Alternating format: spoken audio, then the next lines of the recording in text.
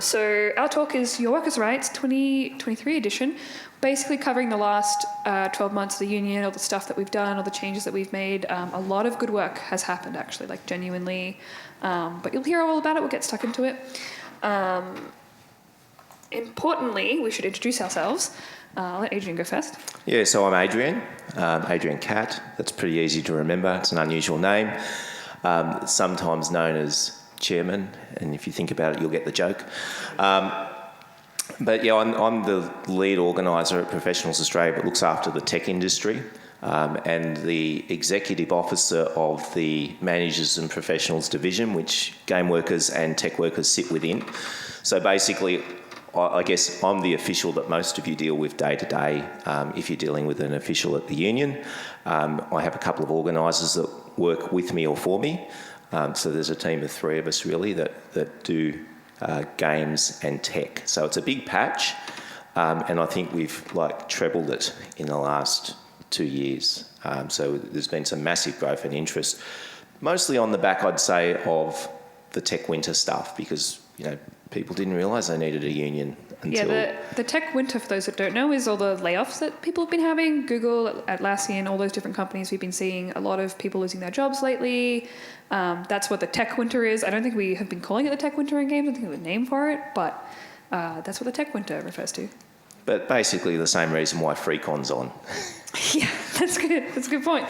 So I'm Sarah Pavlich. I currently work at League of Geeks as a principal QA analyst, but I'm primarily here as one of the community organisers for the Games Union, essentially. So I just show up to a lot of meetings, I plan things, I speak a lot. That's my role lately. I've been talking at things because apparently I'm good at it. I didn't know that. So Adrian and I are going to go through everything today. He's going to focus more on the more technical stuff because I don't know all of the details of things, and I'm going to talk more about the community organisation stuff, like day-to-day things that the union does. Cool. So who are we and what do we do? We're a union. I know a lot of people from my generation in particular don't have a lot of experience with unions. We've not been involved in them very much, but the union movement is really important in Australia. It's a lot of really awesome history. We are all about improving working conditions for the games industry, making things better pay, better overtime clauses, better working conditions, all that great stuff. PA and Adrian have a lot of resources. They actually have workplace lawyers that can provide specialist advice. For example, you can get contract reviews. If you have a new contract, a new offer, and you want to make sure it's all above board, they can have actual lawyers review it for you if you're a paying member. And there's all these awesome, amazing services. There's been a number of really awesome workshops lately, actually, that the union has run. I've attended some of those, and just really, really informative about different rights, different obligations, and getting a lot of information from IT workers as well. They work in very similar kind of roles that we do, very similar workplaces. The other key thing about a union is that we're run by members and directed by members. So Adrian doesn't tell us what to do, we tell Adrian what to do, right? We say, these are the things we want, these are the things we care about, this is what we want to focus on, and Adrian helps us hopefully make those things happen if it's achievable, and we work together. And yeah, we're a union, that's what we do. We care about people, we take care of people, and we see what the problems are, we ask where the problems are, and we do our best to kind of improve those problems and fix those problems. So, I was going to talk about that. So if you don't know much about us and you'd like to find out more, there are a bunch of people that will be happy to talk to you, and they're wearing one of those badges. So I've got one here, Sarah's got one here, but there are a bunch of other people at various MIGWA events, including here. So if you're going to PAX or FreeCon or anything else, there's probably going to be someone there with one of those badges. Just find them and they'll be more than happy to chat to you about the union, what we're about. But the main thing is that the union is the members. That's just remember that. I'm not the union, I work for a union. The people in this room that are members, that's the union. So I'm just going to cover some key things that we've done in the last 12 months. So we joined Professionals Australia in 2022 to become an official, actual national trade union, which gives us access to a lot more resources and rights and everything. It's going really well so far. At this point, we have about 10% of the games industry as full fee paying members, essentially. So those are members that pay fees and they get all the benefits, and that's actually huge for like just 12 months as an actual union. To have 10% already is like really huge, significant achievement that we've had. We've had lots of different wins for different studios and industries and workers across Australia. We also went to Parliament. I mean, I didn't go to Parliament because I was too busy. Mitch went to Parliament. Adrian went to Parliament. And Maze, one of the current co-conveners, went to Parliament and actually got to sit down with MPs and politicians and discuss workers' rights and games workers and what we do and what the union's doing and like the things we're trying to win. And I think that's pretty awesome, like genuinely super cool. It's now on my bucket list to go to Parliament as a union rep and talk to MPs because I think that would be pretty neat. So yeah, we're doing really good, really important work, and I'm proud of us, essentially. Now, some of you might know, because I was flyering for it, but we did a pay survey not too long ago. I have a little bit of the data today, not a lot of it, because we're still collating all of it. But this was a survey for games workers and IT workers around their pay. We'll go into it a little bit later, but there were some changes to the pay secrecy laws in Australia not too long ago. So to support that, we wanted to do a survey around it and get people talking about their pay a lot more. This is directly comparing games workers versus IT workers. Obviously, we had a lot more IT workers respond than games workers, so just keep that in mind. But I think we all understand that IT workers earn more than us. But actually seeing the numbers, it's a little depressing, but it's really interesting and good to see the comparison and know, because a lot of game workers, we fall under the same award rate that IT workers do, especially if you're an engineer or a programmer or anyone in a technical role. And so there are minimums we should be paid and all this different stuff, and we fall in the same sector. So theoretically, our pay should be similar to IT workers because we're doing similar work, and we all know games are making a decent amount of money out there. But this was really interesting to see.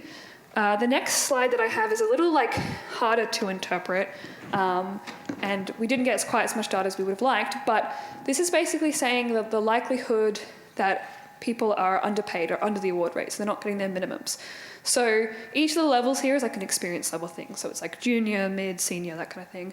And you can see here that 20% of people who are relatively new in their careers in their industry probably aren't getting paid enough, or as much as they should be, the minimums, which is a legal entitlement. Like legally, we should be receiving the minimum. And that's quite upsetting. It's sad. I'm not happy about it. But this is one of the big things that the Games Union is really focused on, and making sure we are getting paid and compensated accurately, fairly. And so it's really good to have this data now so we can look at it and understand where it comes from. And it's interesting, right? Because you could look at that and go, gee, games employers are bastards. But it's not that simple. It's actually complex. The Australian industrial system is a little complex in terms of what instruments apply to what people. Sometimes even the union has a bit of trouble figuring out what awards you might be covered by. So I think that's a good opportunity to run a couple of legal cases with some bad employers, because there's bad employers in every industry, but it's probably more of an opportunity to actually educate, discuss and make sure that people are paid properly. Yeah, we're not just about tearing doors down and yelling at people. We're about informing people and make sure everything's going well and smoothly. We're not union thugs, I swear. So this slide is quite interesting. This is not a lot of data, I will say. We didn't have a lot of data. I think it was optional to report your gender on the survey. So it's a very limited amount of numbers, especially the non-binary gender diverse. It's only a handful of people stats. But this does make me a little mad, a little upset that we're still in a place where on average, women and gender diverse people are earning less. This is a medium across all levels, so it's definitely kind of accounting for, in our industry, a lot of male people will be in higher roles and higher paid positions. It's not necessarily that people at the same level are getting paid different amounts. But, we care about equality a lot in this industry, and I think this is something we need to work on. And having pay transparency, having this information means we all get to start talking about it and learning and knowing, okay, what actually should I be being paid in this role? What are my peers getting paid? Am I being paid fairly? Hopefully the next survey, we will run another survey in the future, and I hope that we get even more data from it so we get even more accurate information. But this is a really good place for us to start from. And let's be hopeful that things will have improved by the time we do the next pay survey as well. That would be nice. Whoops. The scroll wheel also changes the slides, I just learned. I will let you handle Yeah, this is a great one. So Professionals Australia and GWA have done a lot of work actually to get the Professional Employees Award updated and more relevant, which is the award that underpins definitely technical people in games. So if you're an engineer, perhaps a QA person, depends on your role, but I would say at least half the people in games are actually covered by the Professional Employees Award, which is the modern award that covers you. Until July this year, there was no requirement really for overtime in that award. You only had the NES underneath you. We've got that improved. That award now mentions overtime and creates, unfortunately, depending on your perspective, creates an obligation to track it as well. So things like timesheets. It's not as clear-cut and as generous as we'd like, but basically it does mean that if you are on the award, you should be paid overtime, particularly if you earn within 25% of the maximum award rates for your category. So some of you may be above that, but at least it's a thing in the award now. So that's great. That came in July. We still don't have an EBA in the industry, but we're working towards one. And, you know, I love talking about enterprise agreements because one of the things I do when I'm not wearing my tech hat is I negotiate enterprise agreements in other more unionised parts of the world. And look, this is a massive win for us. We've actually got some stuff for members. We did some workshops on the award recently, and if you are a member, you can access those on our portal. And look, it was really important because the main evidence that we used in running those cases was actually evidence from games workers. We got people like all of our community organisers went and talked to their members, and those stories came back to us, and we had our lawyers use that evidence in the court case, and some of our community organisers were witnesses in that case as well. But it was all about crunching and exploiting people and those bad behaviours that happen in some pockets of the industry. Yeah, so this... I keep turning it off so there's no interference. So the overtime thing is really interesting, and I think what we found is a lot of younger workers, juniors, like people just getting into the industry, were in the worst position because they're not often paid a lot because they're just starting out. And our overtime clauses in a lot of our contracts are pretty free-flowing, pretty kind of like this reasonable overtime, whatever that means. And so what we found out through all the research that was done is that a lot of these people were essentially being paid under the award due to the amount of overtime that they ended up having to do. And so they negotiated this deal that, you know, if you had that unlimited overtime, you really need to be paid like 25% above the award rate to cover that additional overtime if you're not getting like overtime payments and things for it. It's a little bit complicated, but if you have any more questions, like Adrian said, members can access the full workshop that was delivered for it. I actually missed it. I need to go back and watch it. But it's really, really good, and you can definitely talk to PA if you or Game Workers Australia if you have concerns about how much you're getting paid and you want to talk to us about it. We have a lot of data about how much people are paid or what the minimums are, and so we can have a chat to you about it and give you more context and stuff like that. Just a little side note on all this pay data and stuff, those 4 levels that are a little bit confusing because, like, who has 4 levels at their workplace? Like, probably no one. They're from the award, so that's basically the award puts professional employees in 4 categories. So I hope that helps. Yeah, award rate documentation is really weird to read. I've read most of the award. It's legal documentation. It's hard. So we were talking about this earlier, but there was a change made at a national level around pay secrecy. So previously in Australia, it was legal for your employer to put a clause in your contract that meant that you couldn't talk about your pay, right? That, you know, that's against your contract. You can't tell other people about your how much you're earning, which is not great. Like, it's bad for the workers because we don't know. Like, sometimes you can't, you don't even know how much you could negotiate for or how much your peers are being paid. It really it affects gender inequality as well, because if you can't ask your male colleague or your cisgender colleague, like what they're getting paid, and you can't talk about it, you don't really know or understand where the inequality might be in your workplace. And so they changed the laws, which is really awesome. The only trick and caveat with it is that it took effect for new employee contracts after December of last year. So if you signed your contract after the 7th of December 2022, you can't have pay secrecy clauses in there. They're null and void, essentially. Enterprise business agreements, none of us are on them unless you're maybe working in IT, but those also, all existing ones no longer can have pay secrecy. It's just not as relevant to games workers. So yeah, pay close attention and let you know, and if it's not there, you can talk to your colleagues about how much you're paid, and you can always talk to the union about how much you're paid. Even if that pay secrecy clause is in your contract, you're allowed to talk to the union and share that information with them. You're kind of protected in that way, which is great. Absolutely. And can I add, model employers are making sure that everyone can talk about their pay, either by issuing new contracts or issuing a statement to the effect that those aren't enforced. So if you're talking to your employers, or if there's employers in the room, you can absolutely fix that very easily.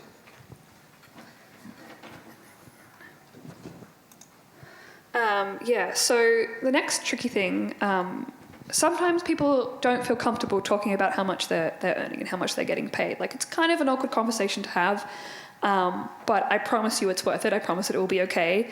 You start having that conversation and it will go more smoothly than you might think. In my previous workplace, I had people told they were unprofessional for even raising this concern around, I'm not sure if I'm being paid appropriately with their colleagues. Not even telling them how much they were earning, but just saying that they had concerns around it.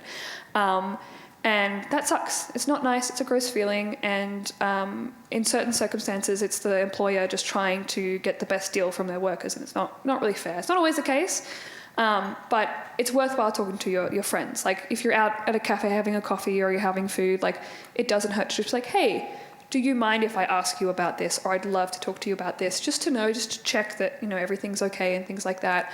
It's definitely something I care about, talking to more junior people or people working in QA. Love to have a chat to them about how much they're earning, how much they're getting paid, because I am very passionate about QA, and sometimes we are undervalued, and so I'm always going to have a chat to them to be like, hey, everything okay? But it's definitely worth it. It's definitely going to make a huge difference to your workplace. Absolutely, and this is actually a big issue in games and tech. Like, people always just have this sort of niggling thing, am I getting paid fairly relative to my peers? This is something that's been an issue for us, to the point where we've run multiple pay surveys at enterprise level and across the industry, which is why we've run it. And people are still getting used to the idea that you can talk about your pay. So I'd say we would continue to run these surveys for some time. But it is okay to talk about your pay. It is okay to sort of think that, I should be paid relatively similarly to my peers. There might be some variation for performance metrics and whatever, but relatively, it should be the same band that you get paid. Maybe you get paid 80 to 95, depending on the quality of your work and your seniority, all that sort of thing. And everyone should sort of know that. There shouldn't be someone getting paid 75, you know what I mean? And it does happen, unfortunately. And look, we don't think that employers are bad. But there are bad employers, and some take advantage, but sometimes it's just, naivety, inexperience. I mean, think of the people that start studios. How many of them actually have, IR, ER, HR, people and culture experience? Generally not. So, we're not here to beat employers. We love our jobs. We love our industry. That's why we're union, because we want to make sure the industry is viable, good, and doesn't burn and churn. Yeah, right? Long-term sustainability would be nice, thank you. Exactly. I think we've more or less covered that. Yeah. I'm going to let Adrian speak to this one. Yeah, this is really great. This is something that the union movement is really proud of, and Professionals Australia's had a big part, which is the parent union of GWA. A big part in changing family and domestic violence laws. So we got changes to the Fair Work Act last year that now mandates 10 days of family and domestic violence leave in the national employment standards. That's a massive win for everyone. But Professionals Australia isn't satisfied with that, and I'm never satisfied with anything. So where we have EAs, and unfortunately not in your industry, but we are going to change that, we've got 20 days family and domestic violence leave, fantastic supports, proper protections to make sure that the information is not disclosed. It's not prorated for part-time employees, because if you're in a coercive control environment, the only time you can access services is when your partner thinks you're at work, right? And so someone works 3 days a week and they say, well, you only get, 60% of the leave. Well, that just reduces your opportunity to get out of that domestic violence situation by 60%, well, 40%, sorry. So, yeah, definitely better standards. We've got some best case clauses that we negotiated in really dense unionised workplaces like Sydney Trains, Metro Trains Sydney. They're probably doing it at Metro Trains Melbourne now because they're negotiating that. That's important, and it's important for everyone because it sets the standard. So we're really proud that we were part of those negotiations and that we were able to get those clauses. And when we do start to roll out enterprise agreements in tech, in games and in pharmacy and some of those less organised workplaces where we have coverage, we'll be looking to increase those standards there as well.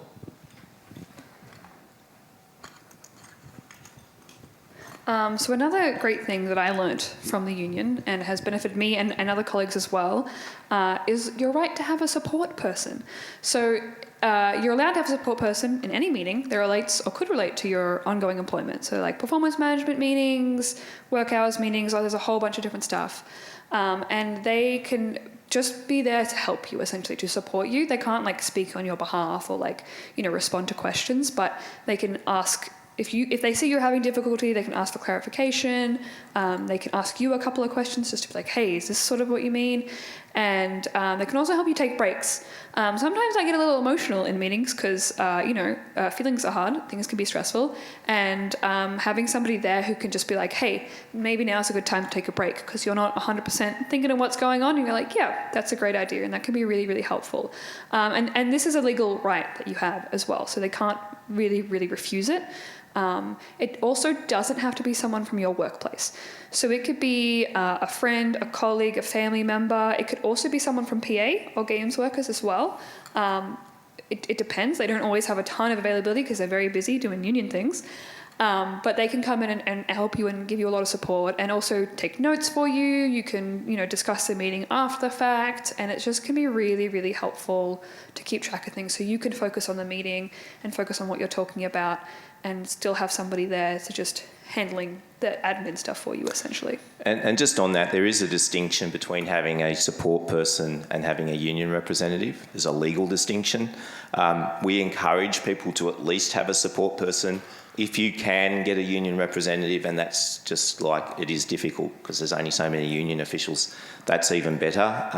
And for the legal nerds in the room, or the HR people in the room, Vong v Seeker is the case that demonstrates the difference between a union representative and a support person. So basically someone ended up being terminated because the union official wanted to be a union official and not a support person, and as a result that person won their unfair dismissal claim. So just to note that. So obviously I can't be at everyone's meetings. I get about 10 requests a week as it is to attend meetings for members. I do my best, but I can't be everywhere. So, but yeah, at least get a support person, and that's where our community organisers and I was just going to say, some of us. I haven't received formal training on it, but I know the basics, and so some of us community members have experience and enough knowledge where we'd be comfortable helping you out with that. Again, if we're available, but there is a network that we have that you can reach out to and offer support for, and we can at least talk to you through these things, and it can be really, really helpful just to have that network. And at the very least, we can send you, if you're being put on a PIP, for example, or you're going to a disciplinary meeting or something like that, we can at least send you some videos that you can watch with your support person to figure out what you're going to do. Yeah, the union has a ton of resources that are super, super helpful for all these kinds of things, which is great. It's great that we have those resources. So that's pretty much the main talking points of the things that we've done in the last year. But we have a whole nother year of things we want to achieve. I'm going to touch on these very briefly because we're actually going to talk to them more specifically in our networking event that we have later tonight.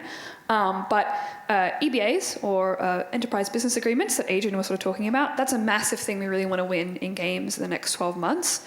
They're great. They're fantastic. If you have 50% of your workforce, I think 50 or 51% of your workforce requesting... 50% plus 1. 50% plus 1 of your workforce requesting an EBA. The company, triggers a negotiation. Yeah. You have to go into negotiation, essentially. And the union, if you have the member, a similar, like 50% of members, the union can also support in that negotiation. And so that's basically negotiating things like your working hours policy, your overtime policy. Pretty much most of your workplace policies can go into that, and you can negotiate for it. They're fantastic. They're very, very good. So just I guess to explain a little bit what EBAs or EAs are, the Australian Industrial Relations System has 3 tiers, and it has individual contracts which sort of sit on the side. So you've got the National Employment Standards, that's the minimum entitlements for any person that has a working relationship in Australia. There's some exceptions for very specific groups of people, but basically sets the minimum standard. So that's the safety net. Then on top of that, we have the award system. So most industries, most professions, most industries have an award. So there's a rail award, there's a professional employees award, which would cover lots of people in the games industry. There's a pharmacy award, there's a whole heap of awards. And that sort of sets the minimum standards for those industries generally, and they must be better than the National Employment Standards. So the pay rates are generally higher because they're specific for an industry, and they're basically set by the Fair Work Commission, and unions and employer agencies and other parties can come in and argue about what's going to be in those awards. And on top of that, and this is why we talk about enterprise agreements all the time, is enterprise agreements. Enterprise agreements are negotiated by employees and their representatives with employers, either single or collectively, depending on the circumstances. You can have multi-employer agreements now. And so they, again, have to sit on top of the award. Now, the reason EAs are so important is this. EA conditions cannot be changed without the consent of the employees. It's that simple. Because every time you change the EA, it has to go to a vote of employees, and half of the employees plus 1 have to agree to it, of those that vote. So if you do have an EA, make sure you vote.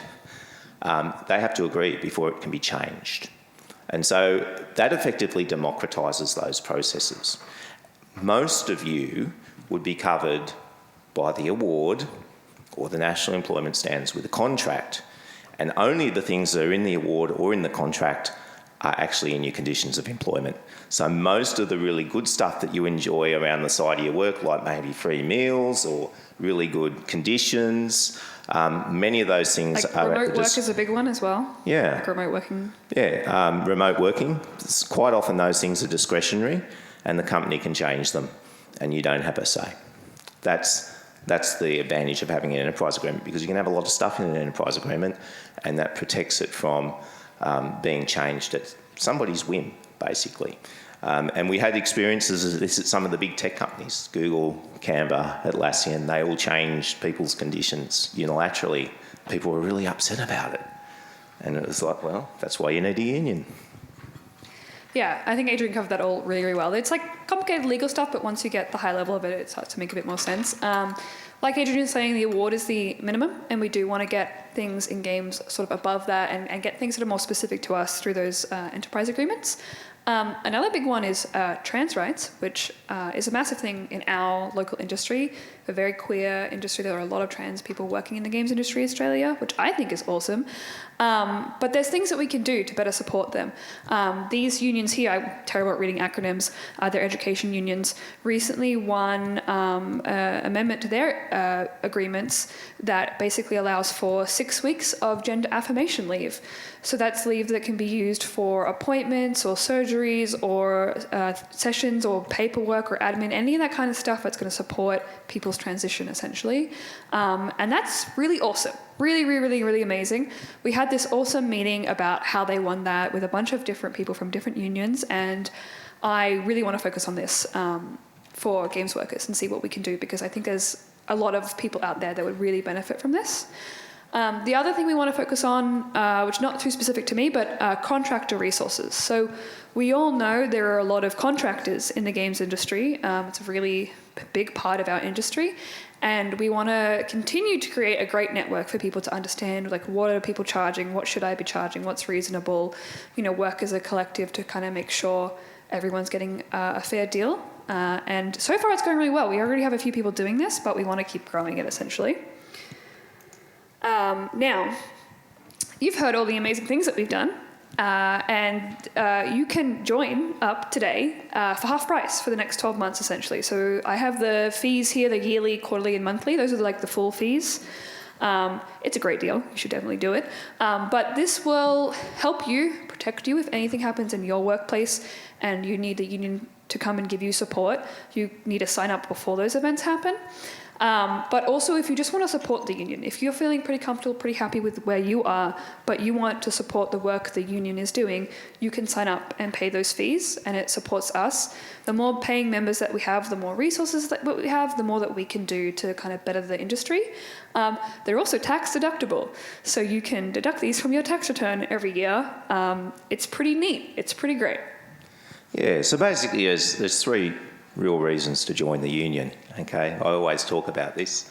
The first one is, you want to support your industry, make sure it's sustainable, get some decent improvements, and so, collectivising and working collectively is the way to do that. The second reason is the self-interest reason. It's just to make sure you've got an insurance policy in your pocket. I say it's the worst good reason to join a union, but it's still a good reason. Something might go wrong. Someone might make an accusation against you. There might be a pay issue. All sorts of things can go wrong at work. Workers' comp, there's all sorts of issues. So we're there to support you in those cases. And just like an insurance policy, you can't buy it when your back fence is already on fire. All right. Someone did that in 1994. They rang about 7 insurance companies to try and buy house insurance. During the bushfire, the back fence was already on fire. Surprisingly, they all got hung up. That person got hung up on by 7 different insurance companies.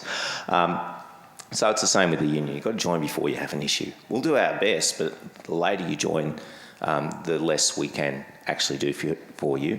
And the third reason, it's an ethical choice, right? What do we want our industry to look like? It's the right thing to do. It's the same reason why you support charities and why you do all the things that you do that aren't necessarily in your immediate interest, because they're the right thing to do, right? That's why you be nice to people and that sort of thing. Well, being in the unions, I think, in that category. So it's pretty cool. Being a union member is pretty cool. Yeah, it is pretty cool. It's good to be really part of the collective. Little community going already. Yeah. It's really, really awesome. Again, our event tonight, you should join. We will hear more people talk about more things. There'll be more of us to talk to. There'll be a little networking. There's refreshments, stuff like that, so please come along. I think we have a bit of time for questions now as well. I was going to say, you were QA, but we're doing Q&A. Yes. I'm doing a Q&A tomorrow, though, so that'll be good.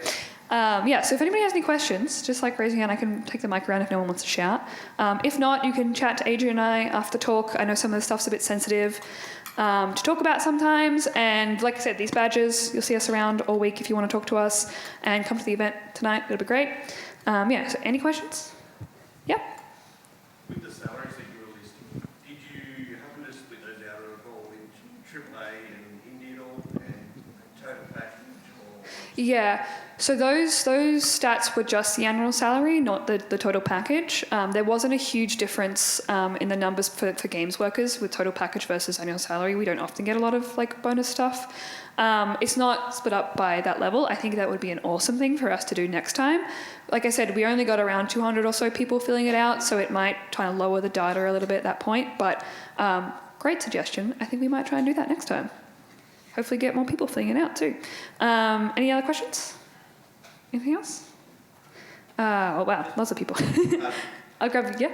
Just on that salary you commented before, is the union position in the games industry, looking at that data around the difference between games and corporate enterprise IT, to bridge that gap? Not necessarily. I think it's up to employees and union members to decide what they want in terms of pay outcomes. But I think there's an element of realism that has to be applied as well. Profits enable wages to be paid, right? So it depends on the profitability of the company. I think where we would draw the distinction was that other graph that showed that maybe 20% of people potentially being underpaid. That's where we would take exception, I think. People make choices on where they work, and one of the things that they decide that on is the salary that's paid, right, as well as the type of work, the skill sets that's required, etc., etc. We're here to make sure that it's fair and that people actually have the right information to make those decisions as well. Yeah, cool. I might grab you in the white shirt. You mentioned that 50% of the workforce falls under the award, but you haven't mentioned what roles they are. Yeah, I wouldn't say 50%. I wouldn't be able to put an exact number on it, but generally technical professionals more so. So engineers, tech artists, QA, technical designers. It's complicated because the way the awards work are kind of complicated, and the way for us to change it is to challenge it and to see where we can get more people covered. It's a bit trickier when you get to artists and animators and things like that, because those people don't really exist in the IT industry, which is where the award is coming from. The Games Workers Union definitely wants to still support those people and help those people and win better conditions for them. That's where the business agreements come in as well, because you can negotiate pay brackets within those agreements as well, and different entitlements. So it's a tricky question, and I think we'd love to have more information on it, but it's going to probably take time for us to figure it out exactly. Well, it's also dependent on what your role is. Yeah, like very specifically, like how much of it's technical work, because someone that might have a title as a software engineer might actually not be doing software engineering particularly. It might only be 5% of their role, so it's not cut and dried. Yeah, and I think we all know from workplace to workplace the definition of the work you're doing can change. Tech artists in particular have very different sets of work that they do at different companies. So we don't have a very clear answer, but if you want to know if you're covered, you could definitely talk to somebody about it, and if you are covered, you can join, and that'd be great. I hope that answers your question. Yeah, it's complex, and HR struggle with this as much as unions do, because the coverage law of the Professional Employees Award is not very clear, and some of the other awards that might cover people who aren't covered by that also are not very clear. And we have got some improvement in recent times, but it's still not as clear as we'd like. I'll grab you right. I think 2016, 2017, there was a fair bit of data that I think came through GWA as well as like GCAP and IGEA, I think, about pay salaries and banding that was happening in Australia. The data that you're gathering at the moment, is that just independently gathered, or are you working with other industry bodies? Yeah, no, we just made a survey and told people to fill it out. So that's entirely independent data that we've gathered, essentially. There's nothing from anywhere else. That's probably why the numbers were a little low, the people we got to fill out. I was literally at games events flyering and handing people things to be like, hey, go fill this out. We're hopeful next time to get even more people responding. But yeah, that was completely our own data, which is kind of neat. I think, you in the back had a question? With your plan to try and get EPA over the next year, what is your process for trying to get that? Obviously, it convince half of the workplace to petition for one or something like that. Yeah, look, that's a great question, and as a professional organiser, someone that does this as my bread and butter, it really comes down to each individual workplace and the members in that workplace and what they want to do and what they want to achieve. And as community organisers and professional organisers, We just sort of guide that process. So I do know that there are active campaigns at some particular employers, I won't mention them, in the games industry to get an enterprise agreement, and those are at various stages of formation. It's the same in the tech industry. Basically, we work with the employees. They say they want to do something, they come up with a log of claims, and then they need to get the support of their colleagues. So it's the members that do it. And so community organisers and professional organisers have very little to do with it, to be honest. We just provide, I guess, we're just resources to enable those conversations to take place in the workplace. So we will do things like come and visit workplace maybe. We might submit a right of entry to attend the site and have conversations with people, but that's really, I guess, secondary, that sort of activity. The primary activity is actually the employees that are members having those conversations amongst themselves, informing their organisers what they want, and then we work with them to try and achieve that. Anyone else? I saw a couple more hands, but maybe we answered questions. No? Cool. Oh, yeah, you're it. Sorry, this got covered and I'm consistent. It's the addition of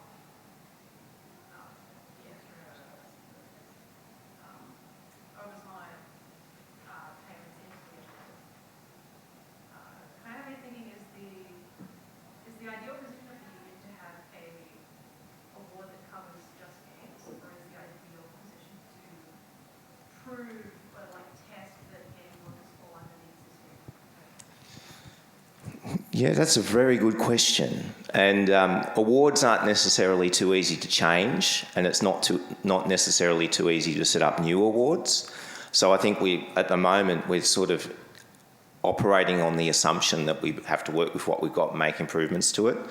That's not to say that we would never try and set up a different award. I guess fundamentally, though, it's about clarifying who's covered by what awards, and so we've done a lot of work to try and improve that, and we have made some progress, but there's more work to be done. So we'll continue that process. The awards variations process is quite opaque because the Commission sort of sets the time frame. Really like our focus is on those EBAs so we can get conditions that are better that for everybody, and then also get coverage of everybody at the workplace and not just the people that are definitely under the award, but it's a place for us to start improving things for people in the industry. I'll grab the question in the back over here. Yeah, this might be a bit technical, but recently there was feedback, everyone was asking for feedback around changes to ANSCO codes, which are the industry codes, which things like codes stem from, and games doesn't have an ANSCO codes because the codes haven't been updated since 2006. So I was wondering if you guys were aware that feedback was, that there was a window to sort of feed into that. And from that, it can take more time, but from that, I know, for example, that other professions like visual effects have said that a general catch-all title, like something like digital artist, might be handy, so that we can then start to sort of see the flow-on effects from that. Is that something that you've done? Yes, it is. Absolutely. We have our legal department, we have someone who specifically looks at ANSCO codes and puts in request submissions, advocacy around that, and we're very mindful of the lack of definition in tech generally. I mean, there are ANSCO codes that cover people, but we think that they're no longer fit for purpose and need updating. So yes, absolutely. And that's one of the benefits of game workers partnering with PA, because they already have all these resources, all this experience. That means they can handle those things for us, essentially. Like, we can give them information and we'll communicate about it, but they can just handle that and do it in a really professional and legal way, so we don't have to stress too much about it, which is nice. Yeah. Any other questions? Anything else? We're pretty much out of time. I think we've got about 2 minutes, so we can probably take one more Glad you're question. paying attention. All right, well, I think we're done. But yeah, if you want to chat to Adrian and I, we'll be out there. But again, lots of people out around this week with these little badges on. You can talk to us. And also definitely come to this event tonight if you want to hear more, and just talk to other people who are in the union or interested about joining the union. Yeah, it should be good. But thank you.